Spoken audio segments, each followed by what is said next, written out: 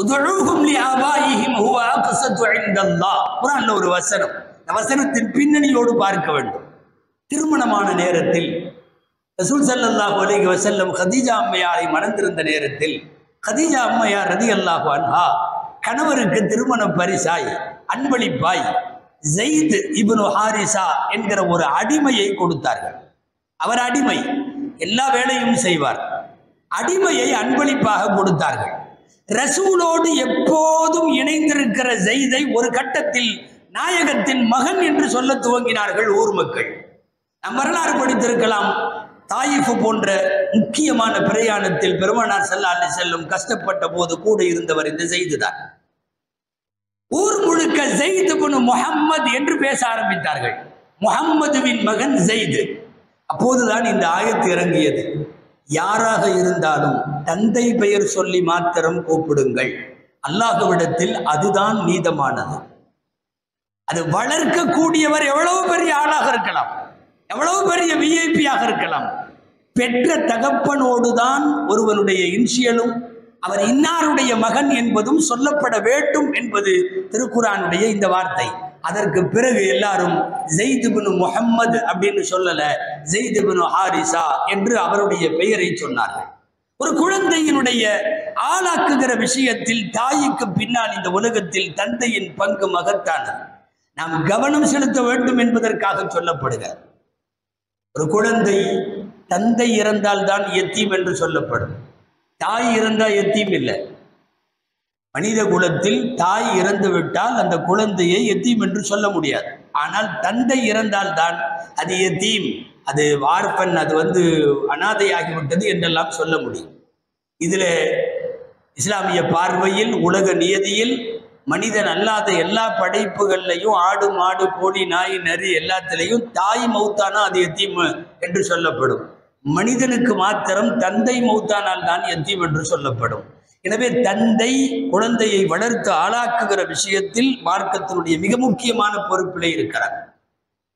உலகத்தில் எத்தனையோ காரியங்களுக்கு செலவழிக்கிற எத்தனையோ லட்சங்கள் கோடிகளை விட ஹதீஸிலே வருகிறது, சொந்த மனைவி மக்களுக்காக செலவழிக்கிற ஒரே ஒரு தீனார் உலகத்திலே இறைப்பாதையில் செலவழிக்கப்படும் எல்லா தீனார்களை விட அது சிறந்தது. குடும்பத்துக்கு கொடுக்கறது ரொம்ப ஃபேமஸான ஒரு ஹதீஸ் நம்ம அடிக்கடி கேட்போமல்ல, அதாவது வாங்குகிற கையை விட கொடுக்கிற கை சிறந்தது அப்படின்ற அந்த ஹதீஸனுடைய வாசகம் இப்படி வருது. அல் யதுல் உல்யா கைரும் மினல் யதி சுஃப்லா வப்தா பிமன் தஊல். மேலே உள்ள கை கீழே உள்ள கையை விட சிறந்தது. கீழே உள்ள கரம் வாங்குகிறது, மேலே உள்ள கரம் வழங்குகிறது. சொல்கிறார்கள் மேலே உள்ள கை சிறந்தது. சொல்லிட்டு அடுத்த வாசகம் வப்தா பிமன் தஊல். அப்படி நீ வலது கையால் கொடுக்க துவங்குகிற போது உன் குடும்பத்திலிருந்து கொடு. முதல்ல தர வேண்டியது குடும்பம், மனைவி, மக்கள், அந்த செலவுதான்.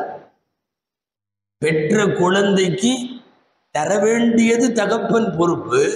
ஒருவேளை தகப்பன் தரவில்லை என்றால் மார்க்கம் அவனுக்கே தெரியாமல் அவன் பாக்கெட்டிலிருந்து எடுத்துக்கொள்ளவும் அனுமதிக்கிறது. தெரியாமையே எடுத்துக்கலாம். ஒரு அம்மா அப்படி கேட்டாங்க, ஹிந்தா அவர்கள் கேட்டார்கள், என் கணவர் கொஞ்சம் சிக்கனமானவர் அல்ல கஞ்சத்தனமானவர், அவ்வளவு சீக்கிரம் தரமாட்டார், எனக்கு மட்டுமல்ல என் குழந்தைக்கும் தருவதில்லை, நான் என்ன செய்யட்டும்?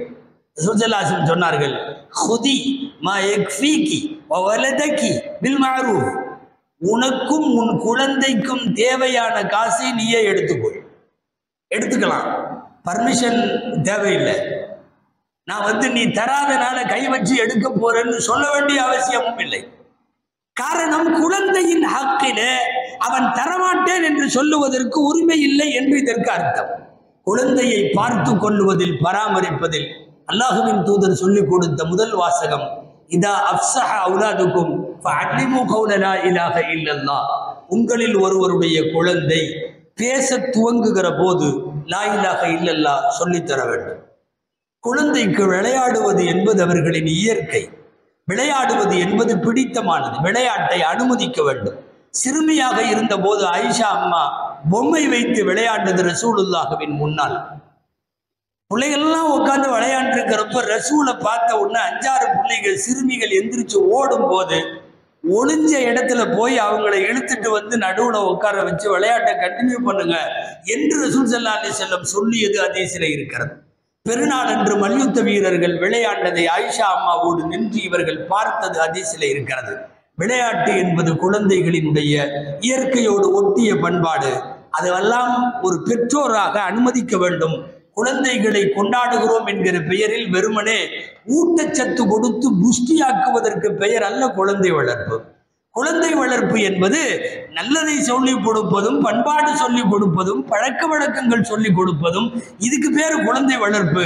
நாம் வெறுமனே பாதாம் பிஸ்தாக்கள் என்று மாத்திரமே கொடுத்து கொடுத்து உருவாக்க வேண்டும் என்று மாத்திரமே நாம் நினைத்து கொண்டிருக்கிறோம். அது அல்ல. இறுதியாய் ஒரு செய்தி, பெருமானார் முஹம்மது ரசூலுல்லாஹ் ஸல்லல்லாஹு அலைஹி வஸல்லம் அவர்களுடைய சொல்லின்படி குழந்தைகள் என்பது இந்த உலகத்தினுடைய குதூகலத்திற்கு, இந்த உலகத்தினுடைய மகிழ்ச்சிக்கு மட்டுமல்ல, மரணத்திற்கு பின்னாலும் மகிழ்ச்சிக்கு குழந்தைகள் தான் காரணம். நமக்கு தெரியும், கபருக்கு நாம் போனதற்கு பின்னாலும் நமக்கு வந்து சேருவது 3. ஒன்று பலனுள்ள கல்வி, இன்னொன்று நிரந்தரமான தர்மம், 3வது சாலிகான குழந்தை. எனவே குழந்தைகள் இம்மையின் மகிழ்ச்சிக்கும் காரணம், மறுமையின் ஈடேற்றத்திற்கும் காரணம். அல்லாஹ் ஜல்ல ஷானுஹு தஆலா எல்லோருக்கும் பிள்ளை பேறுகள் தருவதோடு, யாரெல்லாம் கேட்டு கையேந்துகிறார்களோ அவர்களுக்கு தருவதோடு, யாருக்கெல்லாம் பிள்ளை பேறு வழங்கி இருக்கிறானோ அந்த பிள்ளைகளை எல்லாம் இருக்கிற போதும் மகிழ்ச்சி தந்து, மரணத்திற்கு பின்னாலும் நமக்கு மறுமைக்கான வெற்றியை நல்கிற நல்துவா செய்கிற சந்ததிகளை அல்லாஹ் நமக்கு தருவான்.